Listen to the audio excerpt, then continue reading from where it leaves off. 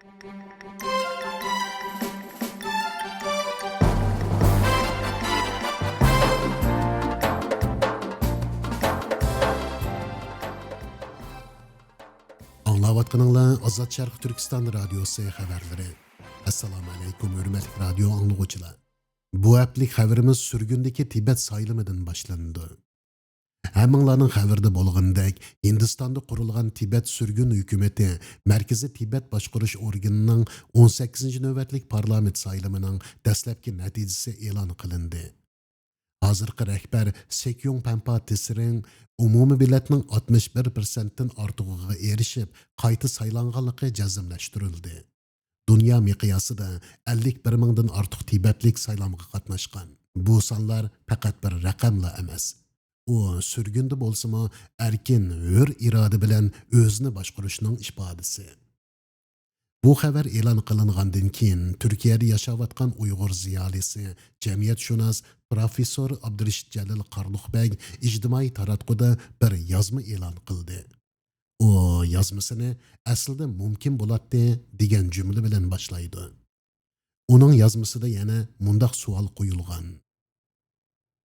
Sürgündəki Tibetliklər özlərinin rəhbərlərini demokratik saylam orqali tanlay olsa, Uyğur diasporası nima uchun bundaq bir üstübirlik sistemasi qurolmadi?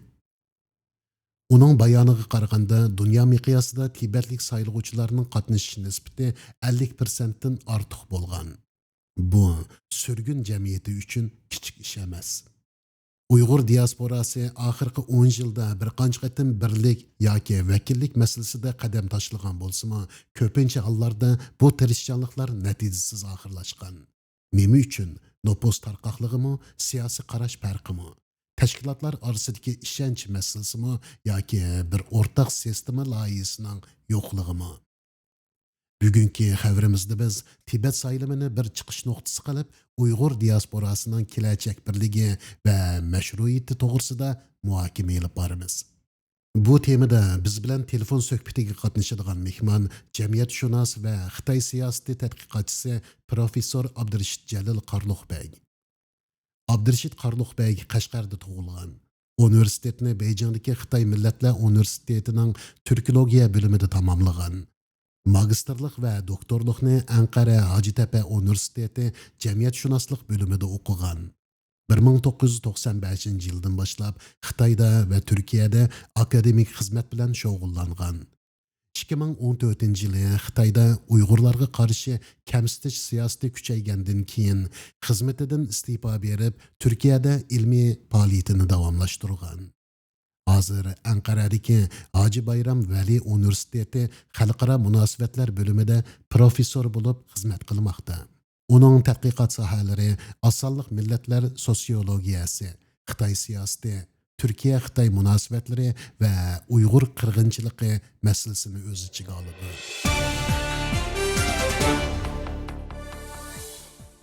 Assalomu alaykum Abdurashid Qarluqbek.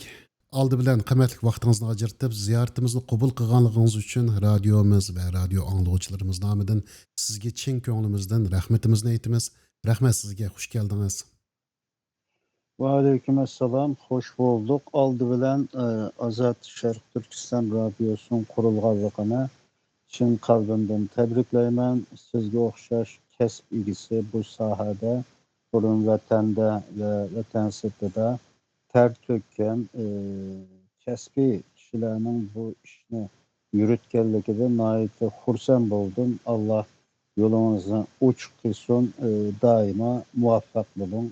Xalqimizning bo'lapmi diasporadagi xalqimizga taqdimli ma'naviy oziq bag'ishlaydigan, umid baxsh etadigan bir ovoz, bir un, bir sado bo'lishini umid qilaman. Tilaklaringizga ko'pdan ko'p rahmat. Sizningki bir qancha kun avval Twitter'da chiqargan bir yozmangizni ko'rib qoldik. Tibet sayılımı bilan munosabatlik.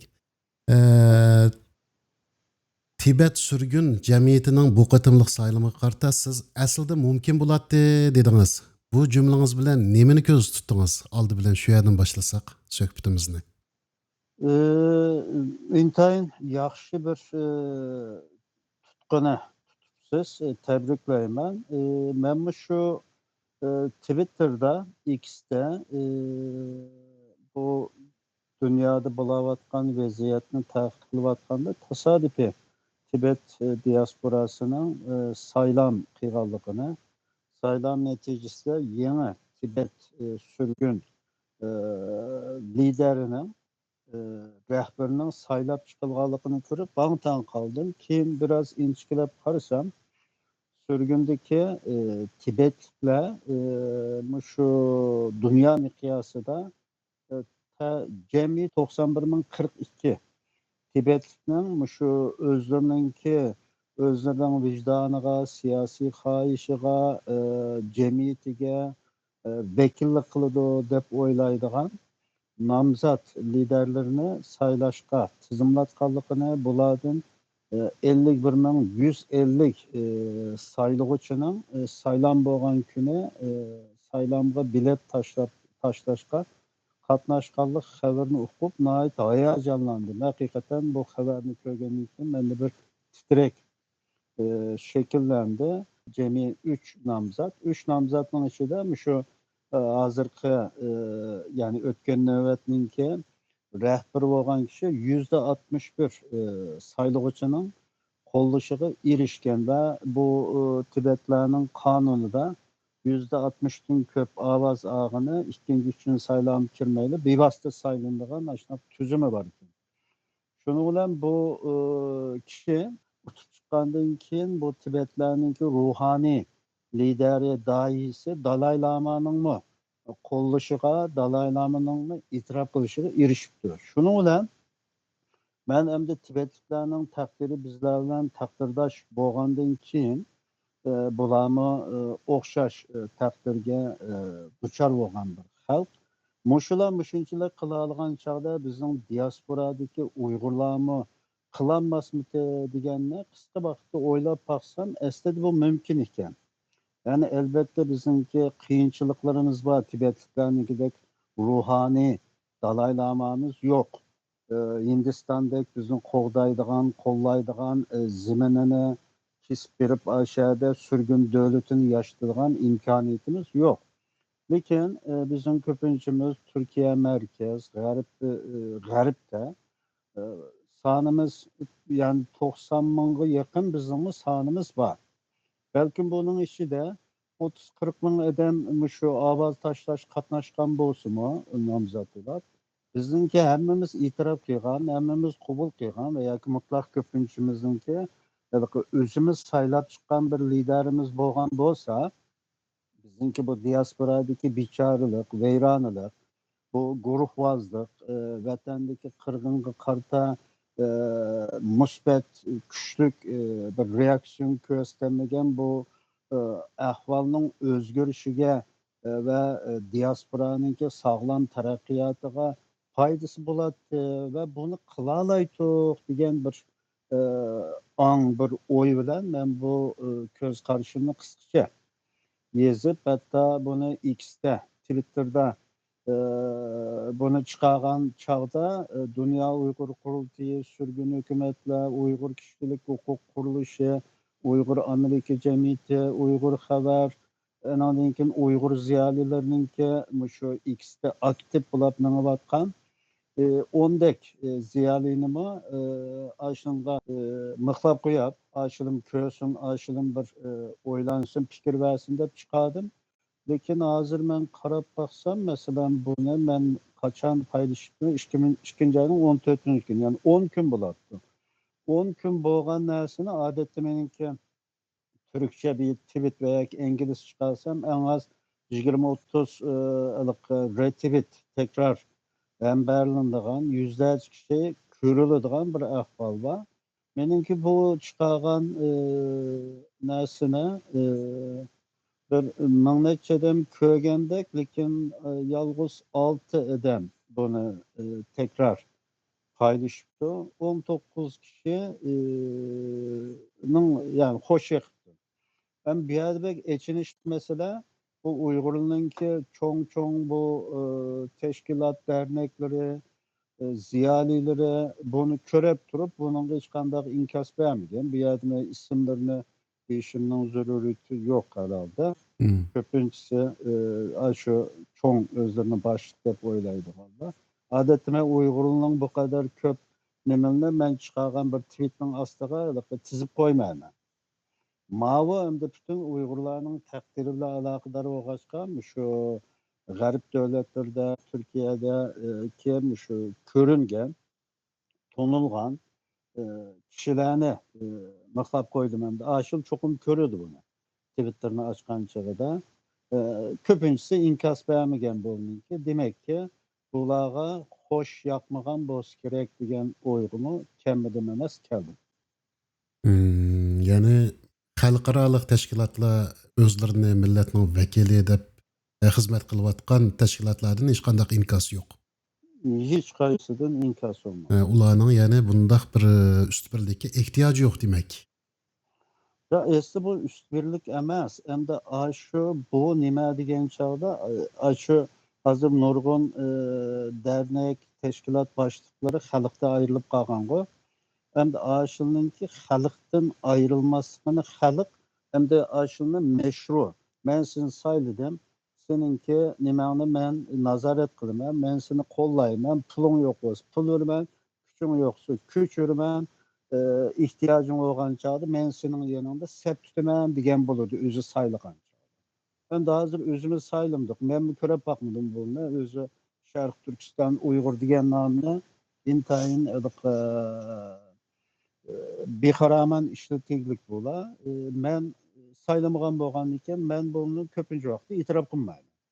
Çünkü bulanınki nurgun kılıvatkan iş hareketleri bizim irademizge vekillik kılmaydı. Ma'lum bir küçük grupaga vekillik kılışı mümkün. Şun mavu mesela Tibetlikler niçin özünün nimisini teşkilatlarını o kadar kollaydı, pul olmagan çağda pul verdi, ya ki Tibetliklerdeki milli birlik, Tibetliklerdeki kimlik duygusu bizim için güçlü degen çağda. Çünkü buldum şunda zamanevi 2026'га münasip bir demokratik teşkilat kültürü adeti şekilini toptu, yitilip toptu. Şun bunda olan çağda başka milletlermi bulağa hürmet kılıdı degen gep. Mesela aldın kaptığı deymen. Amerika, Trump hükümeti Tibet işlerine mesul bir elçi tayinlepti. Şu Tibet işlerini Tibetliklerle alakadar olduğu resmi bir Amerika'nınki bir hükümet emeldarı veya bir elçi tayinlepti. Bizde onda bir narsa yok ki. Çünkü özümüz itiraf kılgan çağda başkalar itiraf kıldı. Biz kollap işçimizi birlik olgan çağda başkalar yürist kılıp bula hakikaten meblağ sarsak bulurken, bulağı igi çıksak veya ki bulağınınki istikbali var iken degen anma başkaları şekillendi. Sizge mi ma'lum şu ahirgi 10 yılda Uygur diasporasida ba'zi tashkilotlar ve ba'zi dava adamları muşu üstbirlik yoki bu shundoq o'rtaq saylam mexanizmininki bizning hozirgi vaziyatda bizning jiddiy taqozo bo'layotganligini his qilgandan keyin bu to'g'riliq ancha muncha harakatlar bo'ldi. Ammo oxiri kelgan chog'da hech qaysi natija qozonmadi, natijasiz oyoqlashdi deyalaymiz. Sizcha Uyg'ur diasporasida o'rtaq saylam mexanizmi qurishning oldidagi bu to'salg'u zodi nima? Ama bunu kısa bir söz bilen deyiş intayın kıyın. Çünkü Uygurlar mücadele kılıvatkan güç, gayet zor bir güç. Bu güçle Uygurlarınki arasında birleştirdiğin şaykılları var. Muyum yerlik bunu koyup etti. Hem bula hem de bilip bilmeyi. Kimisi aşkarı bilip çünkü siz bilirsiniz Avrupa'da burmançı tutulgan, Xitayga casus kılgan aşı teşkilatlardaki golluk edemli var. Tek tutulmaganları var. Hem muşunda gollukla a yerde aşına küçük olsun, menin olsun ya ki şu diasporanınki iradesiga vekillik kılgan güçlük bir mekanizmanın çıkışını bula halımaydı. Siz belki mende yaxşı bilirsiniz. Bazı teşkilatlarınki idare heyetidikiler aş teşkilat kurulgandan biri aşağıda bağışlı.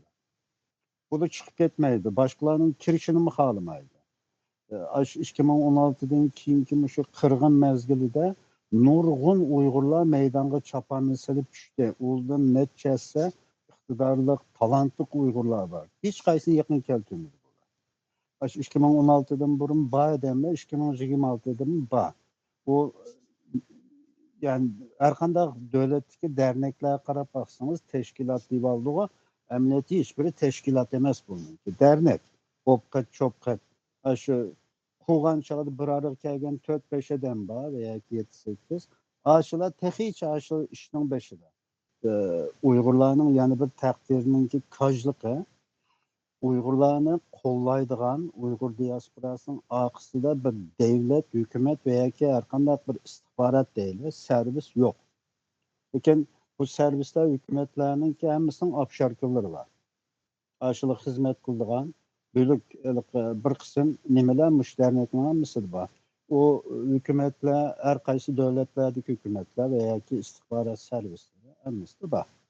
Hem de Tibet'in giderek mesela Tibet'in akısı da oğa aldı bir Hindistan var. Bu tüpeyle Tibet'in kollaydıgan Amerika olsun, başka devlet olsun emmisi merkez etrafında alıp koşunca yardım, iqtisadi yardım olsun, siyasi kollaş olsun kılırlar. Bizden ondaqılık bilmez yok. Gepinizden şu ortak saylam mexanizmi yoki üstbirlik yoki mash'uriyat biz uchun milliy da'vo uchun muhimligi chiqib turyotidi. Buni qurish kerak. U vaqtida masalan xalqni safarbar qilib yoki bo'lmasa Tibet modelidan foydalanib ham shundoq bir o'rtaq mexanizmni qurib chiqili yoki bir mash'uriyat yoki vakillik bir organni qurib chiqili bo'ladimi sizcha? 2020 yılı biz sunulduk. Yani üst birlik teşebbüsünü destekli Türkiye'de kuralısak en mümkün dünyaya örnek bir şekilde kuruş gerek. Yani bunun için koyunu kasap soyuş gerek. Her kim özü kılalaydıgan sahada, yaxşı kılalaydıgan sahada işlerini yürüsün. Lakin bunun üstü de merkezi bir tenşek, merkezi bir kumandalık, merkezi bir planlaş olsun.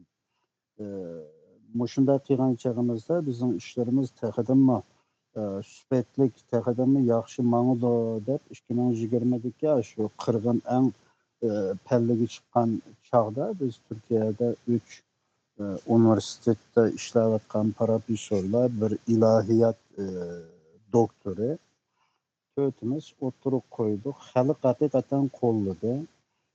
Avam kollagançılık, avamdaki fidakarlıkçılık ziyalilerde belki başka sahadakilerde güçlü kollaş olmadı. Hatta eksice bu dernekle, teşkilatla, can cehliyle karşı çıktı bununla. Hatta Türkiye'de bazılar şu çağdaki tasmasını tutkan siyasi güç arkalık bunu kollagan Uygurlarga G87 deydigan nemini uğuzup, ulanı korkutup, ürkütüp, hatta bizimki aramızdaki bu teşebbüs kıygan bazı ziyalilik erkil besimlerini işletip, bunu ucuk turuşka tirişti, malum derecede galibi kıldı. Ya Çin'den kim bunu biz muşna üst birliktik, o bu da böyle Photoshop bilen 60 dernek, 60 teşkilat birleşti diye yalgan nimelerni sosyal medyada böyle çıkardı, bir arığı kagende kıldı.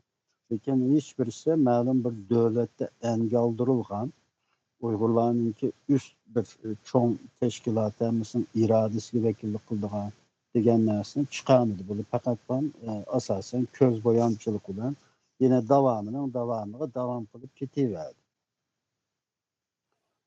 Bu qiyg'il bo'lamdi degan chog'da hamda oldi bilan menimcha buningga ziyolilar samimiy bo'lishi kerak.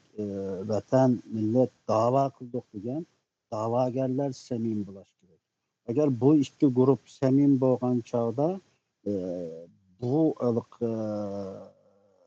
üst birlikni veya saylam arkalık her kaysi dernek, her kaysi teşkilatının liderlerini akıbette şu üst bir birlikne bir nemini şekillendiriş tamamen mümkündü. Bunun zaman alattı. Biz dämallyk Tibetlikdek 50 000 edemne awaz taşlatyp kıldyganga iqtisadi güçümüz nurgun näse bolmaslyk mümkin.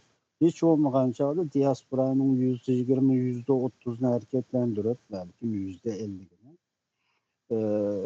2 ýylda bir veya ki farklyk zaman imside bunu synagan bolsak, urungan bolsak belkim ýaxşy bolatdy. Uýgurlaryň çet ellerde milyon pullary bar, baýly bar. Bulan belkim bu demokratik bir saýlanmy milletiniňki iradesine wekillik kılgan teşkili heyetini kögenden keyin toktap birer dep birdigan zakatlaryny veya ki yardımlaryny muşulaga bergen bolardy. Çünki hazır diasporada Uygur baýlarynyň berip atgan zakat veya ki aýryp atgan ýardam neçe milyon dollarynyň üstünde bir pul var. Yani bugün Uygur teşkilatlarınınki yıllık hıracıtını 1 milyon dolar etrafı yaba ya yok. Yani bu çağda özümüzünki iktisadını, özümüzün siyasi hareketdeki işletişar kılıp, başkalı belgen tutulan mustakillik deyimi deydi. Şarkı Türkistan deyimi deydi dedi galiba bahaneden siyasi hareketini kutulgan bular. Eğer hazır halkımızmı bunu tunup yetti, muşundaq bir siyasi meşruiyet kuruş takazası buluvatıdı dep muşununda qadam etildi degan holatda.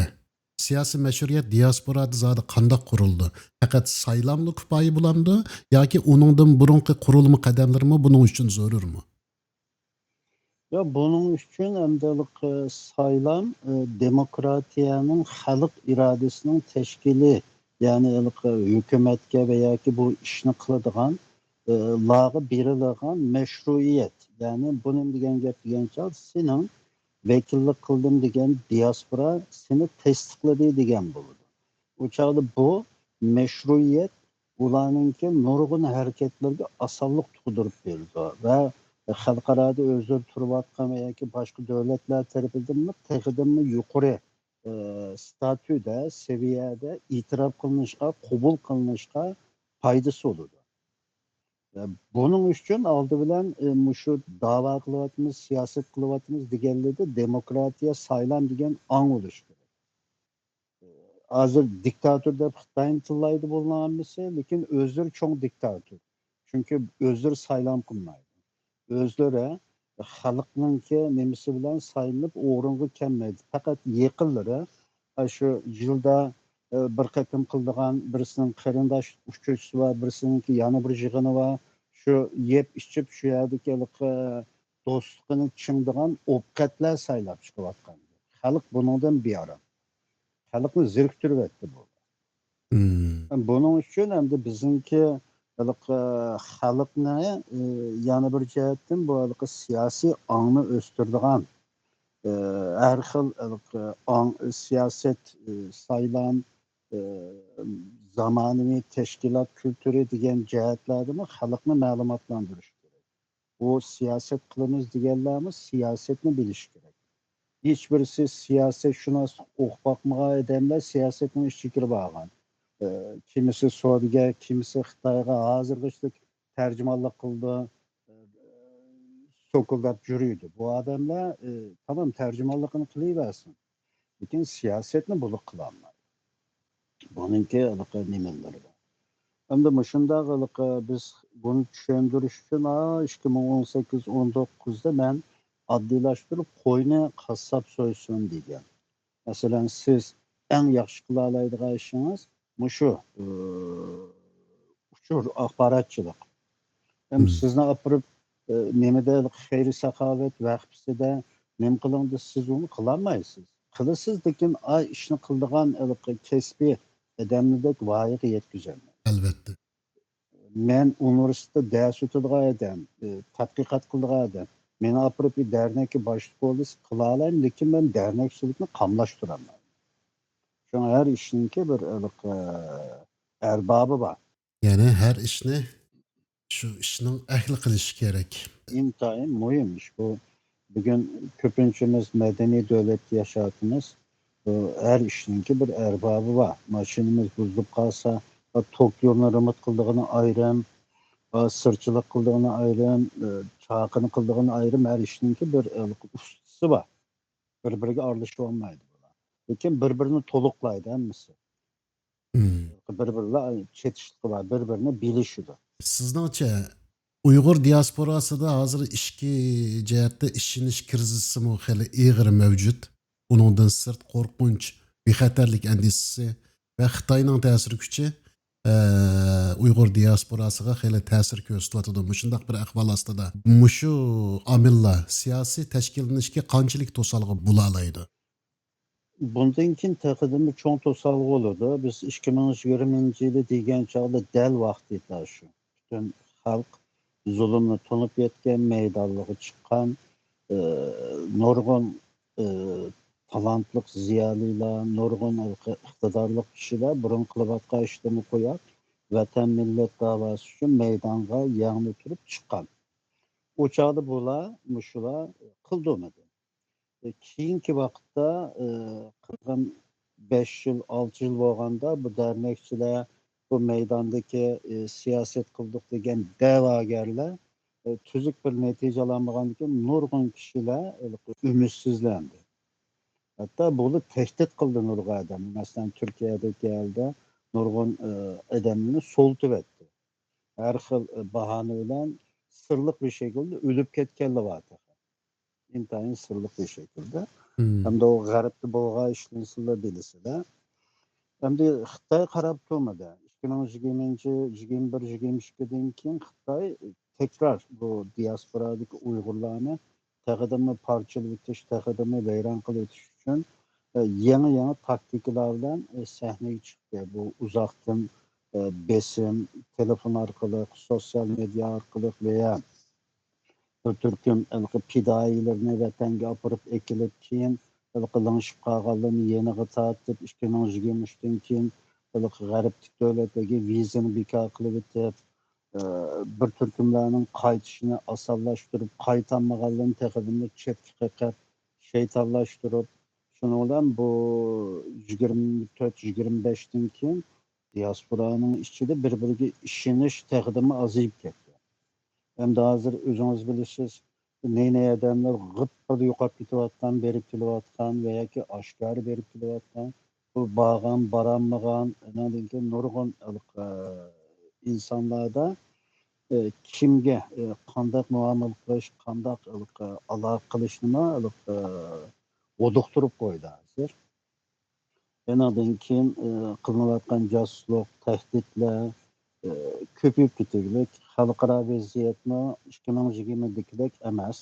Ukraina urushidan keyin diqqat atrofga burilib ketdi. Hozir mana 5 yil bo'ldi.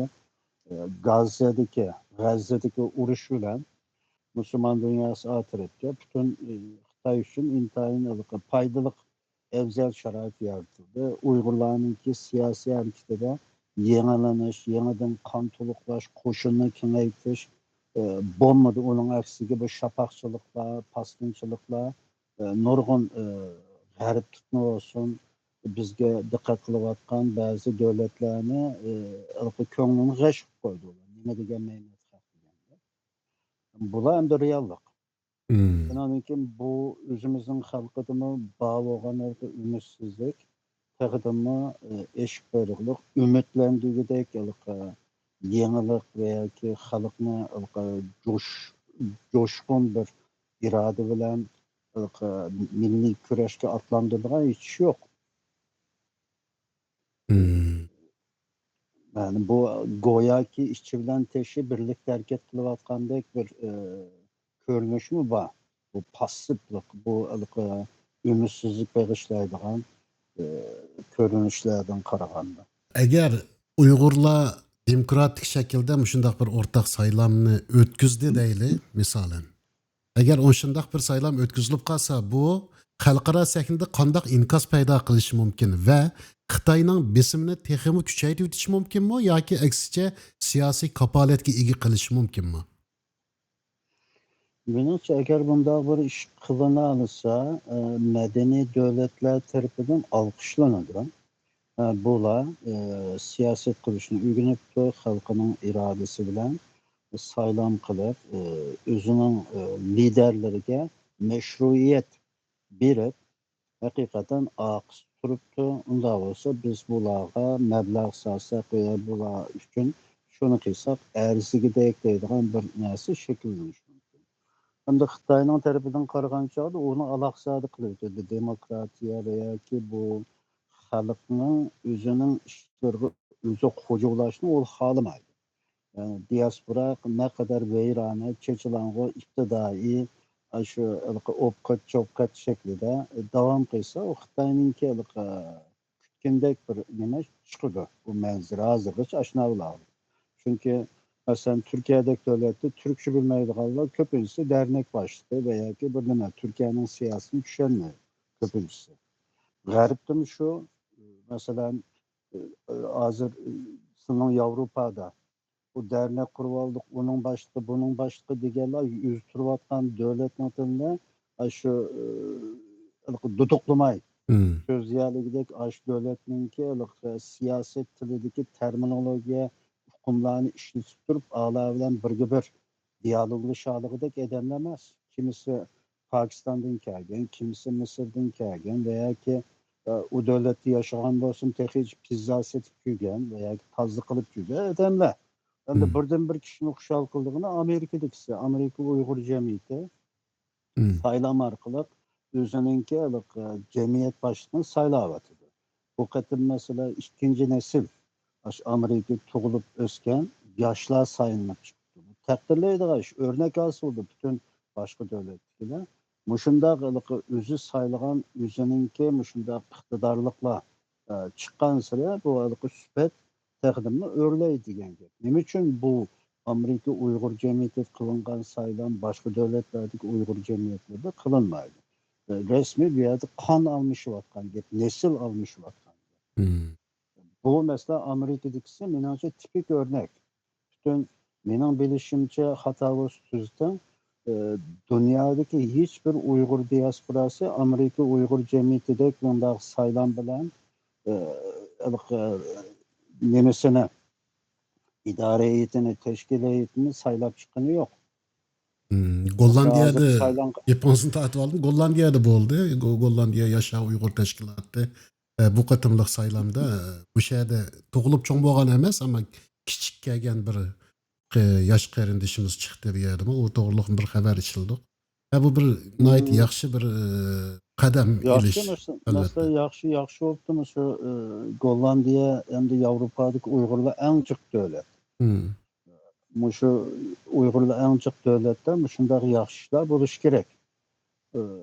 Yani şu dernek, teşkilat örnek olan bolsa, silamış teşvikat axbarat sahasındakiler muşuna yaxşı işini halkımızga yetkiziş arkalık bunun muhimliğini təqdimi analiz kılıp gönderiş gerek. Başka mesela bu sizgen bu yaşa teşkilatı cık azası veya ki mukum adresi şansı bir teşkilat emez Şundaq, yalgı şundaq. hata bilmişsin. Albatta şundaq. Yani bunu köpüncüsü yançuk dernekler. Ama muayyen bir adresta bir işhanı tutup Uygur'un namını işletip pul yığıp ihanelep kılıvatkan dernek var. Mesela sizin Gollandiya'daki Şarkı Türkistan Marif Rahbisima Avrupa Şarkı Türkistan Mağrib Cemiyeti. mesela onunki zimini var.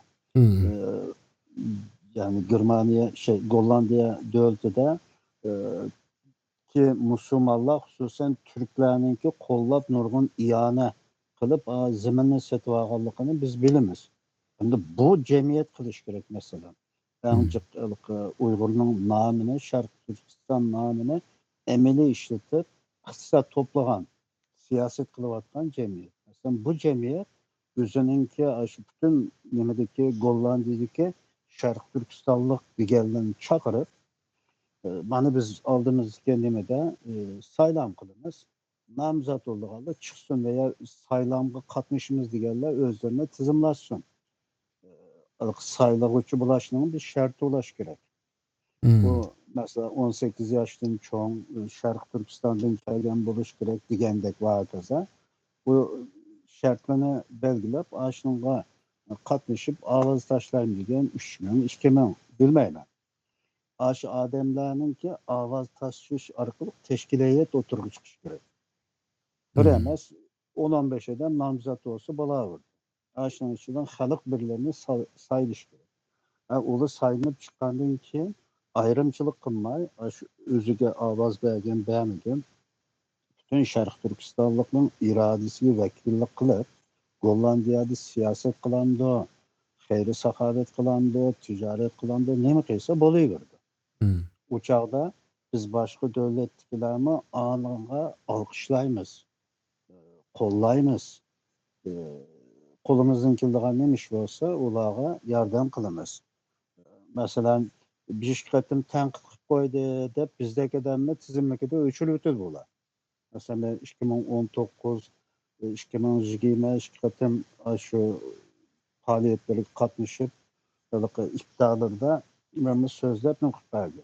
Bir şirketin bunun idare heyetini ben tenkit koyduğum bu o da beni ölçülü etti azı. Tonamaydı mesela. Onda sen benim Şarkı Türkistan diye namını işletme. Biz bunu değildik. Sen bunu işletken bolsan onda alınca Şarkı Türkistanlıkların hemmesi vekillik kılışını bilişin gerek. Sene Şarkı Türkistanlıkla saylap çıkış gerek. Yalnız üye 3-4 adam emez. Hmm. O çağda o aldı bilen üzerinin halkın itiraf kılgan çağda sene inanınkin başka milletin itiraf kıldı. O çağda seninki milletinin hemmesi bizimki vekillik idare teşkilimiz mavu.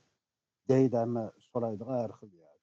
O çağda başkalarına manam derken de ağlığa tekidini köp itibarını, imkanını sunuşu mümkün. Halk mı? Fidakarlık kılalaydı. Hmm. Kol konuşursa kol kopat yüzünü yiyip durdu. Doğru. Siz degandek yuqoridagi shart sharoit ostida bu ish biz uchun bir fursatmidi yoki bo'lmasa vaqti kelmagan bir loyiha deb tushunamizmi? Bu shundoq bir o'rtaq saylov mexanizmini qurishni. 2020'deki tecrübeden keyin vaqti kelmagan degan gap bu qamlashmagan gap deb o'ylayman. Hı hı. Vaqt her zaman bordi. Menimcha jiq kechiktirib bizimki bu ishni. Çünkü bugün Uygurlar için siyasi hareket, kültürel hareket kılavatkanlarının mutlak köpünsü Türkiye işçili bolgan gariptiki medeni devlet. Hem de şerqtiki nispeten medeni devlet Türkiye.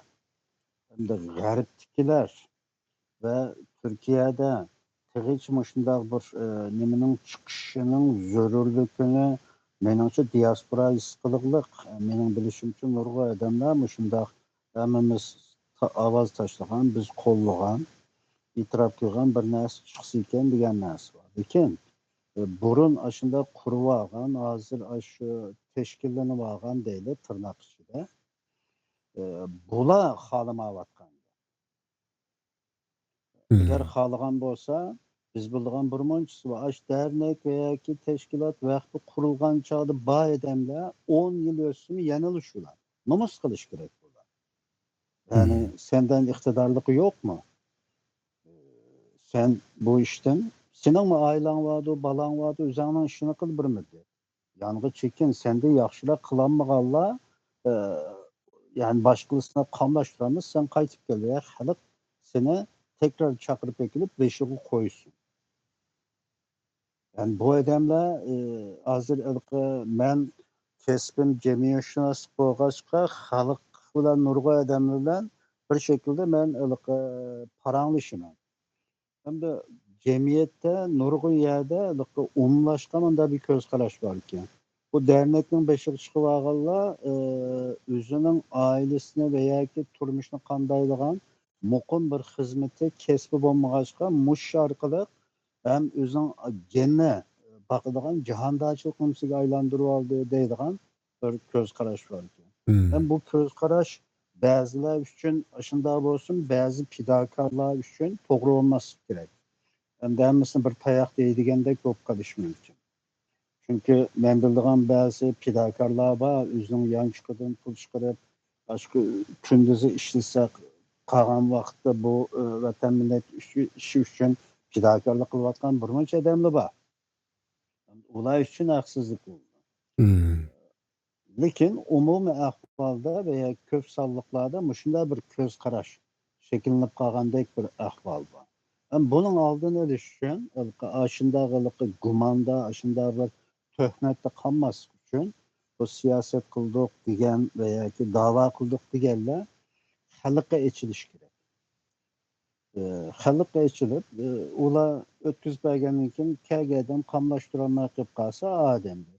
Xalq u chog'da deydiki, kelinglar mani tarafdan sizlar ayni vaqtda man biz sizlarga xato ko'z qarashda qolibdik. Bu ishni eng yaxshi sizlar qildi ekansizlar deb kelgan chog'da davom qilaversa bo'ladi. Ya'ni bu millatning ishi, bir ishki odamning ishi emas. Kim layoqati bo'lsa, kimning yaxshi plan, strategiya, projesi bo'lsa, uningga yo'l qo'yish kerak. Yani bu milletga xizmat qilish uchun hozir 1000 odam dernekchilik qilayotgan, tashkilotchilik qilayotgan bo'lsa, 10 ming odam bo'lsa-mu ozlik qiladi. Yana o'sha odamlarning ish bor, boshqalarning ish bor.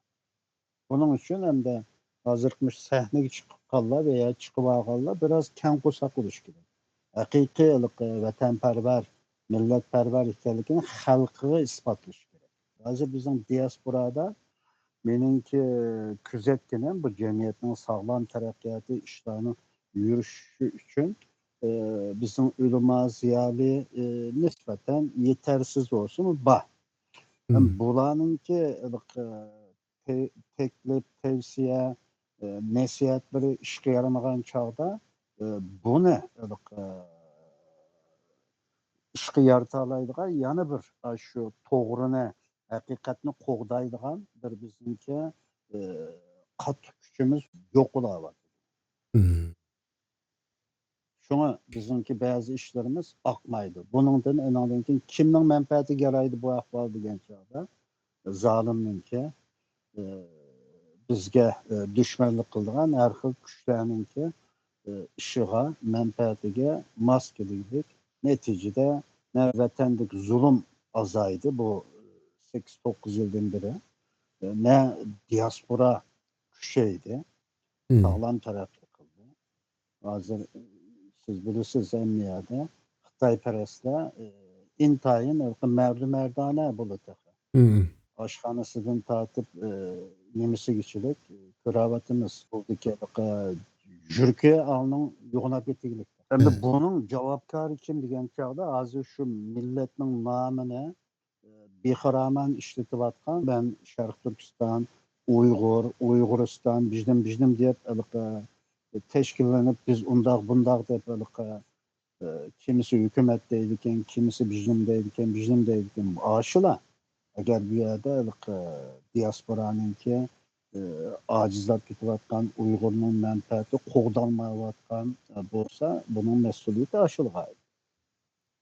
Hem de yuqori degan shu qiyinchiliklarning hammani yangduq deyli. Xalqmo ish xatoliklarni tunib yetib, shu üst birlik yoki shundoq bir o'rtaq bir qurilmani qurmasak bo'lmaydi degan yerga tunib yetdimi deyli. Tashkilot rahbarlarimi buni tunib yetib, xatoliklarni tunib, xalq bilan bir araga kelib, shundoq bir qurilmani qurmoqchi bo'ldik deyli. Inshaalloh yaqin kelgusida bo'ldi deb umid qilamiz. Bundaq bir qurilma barliq tashkilotlarning ustida turishi kerakmi yoki bo'lmasa ularni birlashtiradigan kengash shaklida bo'lishi kerakmi? 2020-yili biz o'tirib qo'ygan chog'da ustbirlik dedik. Ustda bir tangshaydigan, planlaydigan markaziy bir sistema. Bunun ostida maxsuslashgan masalan biz oddiylashtirib qo'yni qassob so'ydirsin dedik. Bunun ostida masalan ma'rifni qildiganlar, faqat ma'rif bilan mashg'ul bo'lgan, tijoratda mahir bo'lganlar, tijoratda, siyosatda mahirlar, siyosatda, diplomatiyada mahirlar, diplomatiyada va hokazo. Biz 2020'de ko'rganimiz mushiti. Bu tarqoq, unumsiz, bu plansiz holatni o'zgartirish uchun to'g'ri bo'lgan tavsiya va yoki loyiha mushu deb biz 2020-yili ustbirlikni tavsiya qilgan, taklif qilgan, o'tirib qo'ygan va buni targ'ib qilgan. Endi 2026 shunaqa ehtiyojni his qilib siz bayon degandek shu avom dernekçi, siyasetçi, ticaretçi bir araya kelgen çağda 2020 dolandı, 30 dolandı. Aşınınki mutlak köp sallıqı veya akılları bizge lazım boğuna mandaq bir layihə edip oturuştağın çağda mavi iken değil ise hazırlığın özü de hem de men bir kişinin mavi manda buluş gerek degenim ançı toğru olması mümkün. Lekin akılның yolu bir, Tibetliklerninki şu endizisi bir örnek buluşu mümkün. Onundan başka mesela Kürtlerninki bir endizisi var. Ular qarab baqish kerak, Katolanlarninki qarab baqish kerak, Basklarninki qarab baqish kerak. Birmuncha örnekler var, canlı örnek. En mühimi bizimki özümüzün əməli əhvalımızı dənsib baqish kerak. Bizga ən maslığını nima? Bizga uyg'uni nima? Ashundan bir mexanizmini, sistemini tuzib chiqsa bo'ladi deb o'ylayman. Agar siz bir mustaqil siyosiy maslahatchi bo'lsangiz, Uyg'ur diasporasiga mushundaq bir birlik qurishninki 3 qadamlik yo'l xaritasini qanday sizib bergan bo'lardingiz? Menden undaq bir məsləhətçi danışman bulmaydı dep oylayman. Şundan o kadar tepsili oylap yetmedim. Oylap yetken bolsam mı onu bu yerde demeyemem. Çünkü bunda nesile deyildiğin sorunu var. Bu yerde değiş gerek. En ahırda yoshlarga va yangi avlodlarga mushundaq bir üstü birlik qurishda qandaq roli bo'ladi va ularga nimani tavsiya qilasiz? Menimçe yaşlar, bizimki hazırki yaşlar biz deyişvattan bu Uygurçan düşünmende bu bir ayrım bir tragediyelik mesele. Çünkü hazır 30 yaşının astıdaki şu diaspora tuğulup çoğun olgan veya ki şu küçük vaxtıda diasporaga çıkan Uygur ballarının köpüsü üniversite okuganlar olsa biz hazır münazir kılıvatkan Uygurçanın to'liq tushunalishi notayin. Tushunadigan bo'lsa, ularga meningki tavsiyam cho'nglarning xatosidan tez suratda dars chiqishni bilish kerak.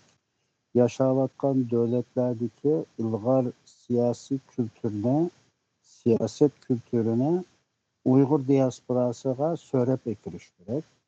Anadan keyin bu yoshlar yeniçe bir siyasi hareketine başlatış gerek.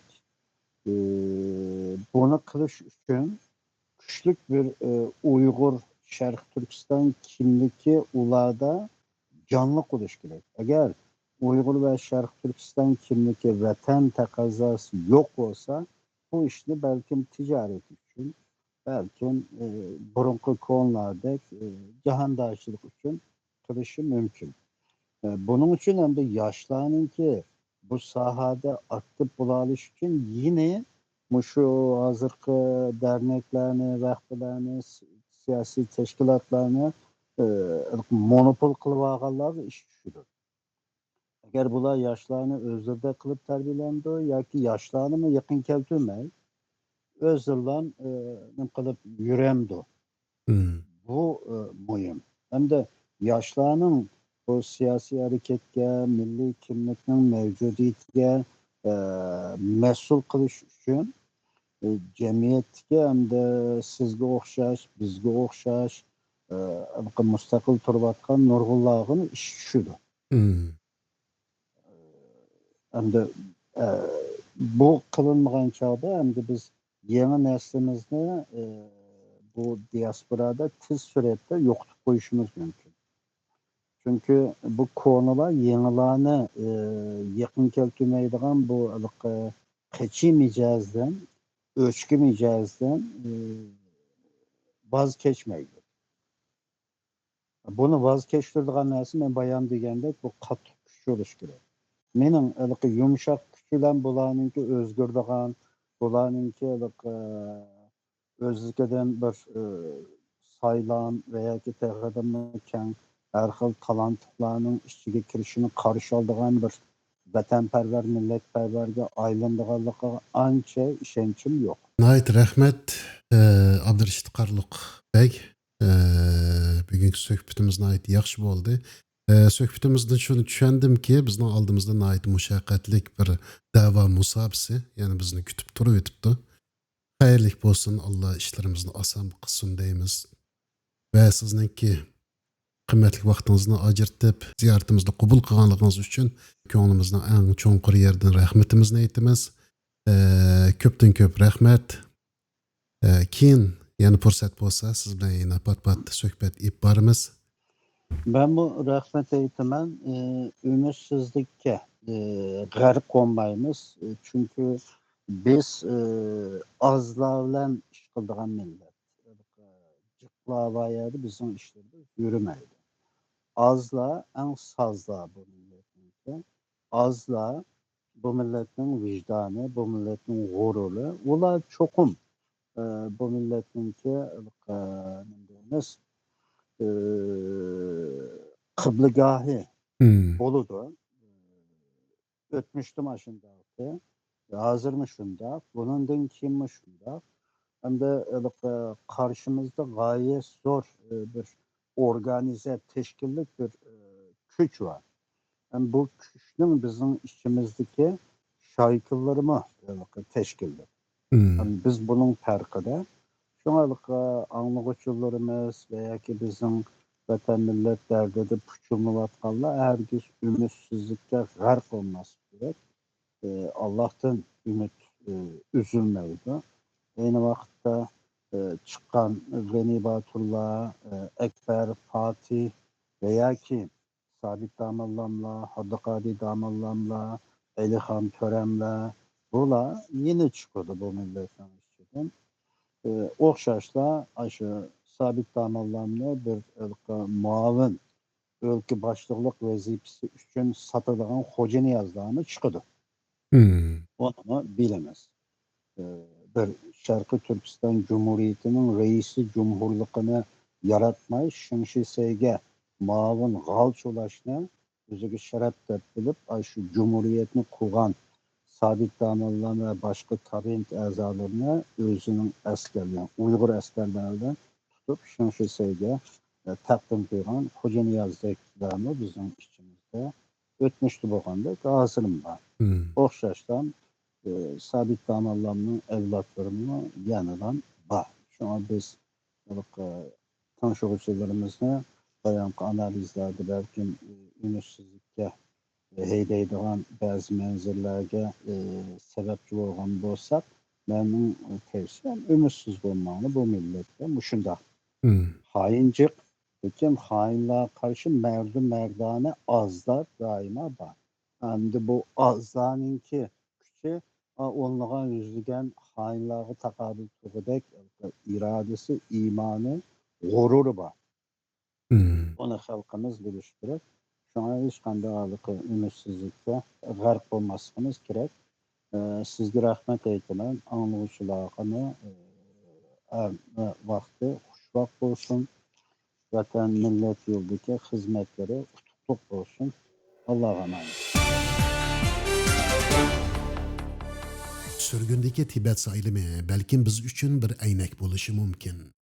Ammo bu aynakda biz nima qilishga qodir ekanligimizni emas, nima uchun qilib bo'lolmaganligimizni ko'ra olamiz.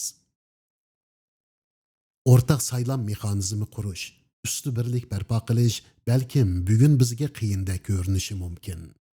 Farqli qarashlar, tarqoq jo'g'rofiya, siyosiy besim, bularning hammasi haqiqat. Lekin tarix shuni ko'rsatadiki, bir millat umidsizlangan kunida yiqiladi. Algı qarab bo'shashmay ilgirlagan millat bo'lsa, eng mustahkam tomnimo o'rib tashlay oladi. Birlik birdinli qurilmaydi. U ishinish bilan boshlanadi, suhbat bilan davom qiladi, mas'uliyat bilan pishidi. Bugun bizning qiladigan ishimiz umidni saqlab qilish, ixtilofni ahli yo'l bilan hal qilish va bo'shashmay bir o'rtaq mexanizm ustida o'ylanish. Agar biz o'zaro ishonch turg'iza olsak, o'rtaq ovozni shakllantira olsak, undaqda usti birlik biz uchun tush emas. Shu kuni biz faqat bir saylamnila emas, bir millatning irodasini dunyoga ko'rsatgan bo'lamiz. Va shu iroda bizni vatanimizning ozodligiga boshlaydigan eng cho'ng kuch bo'ladi. Bugungi xabarimiz mushu umid va irodaga bag'ishlanadi. Anglayotganinglar Azad Sharq Turkiston radiosi. Men Abdusalom Niyoz Uyg'ur. Keyingi hafta xabarimizda quloqlashguncha omon bo'linglar, xayr xo'sh.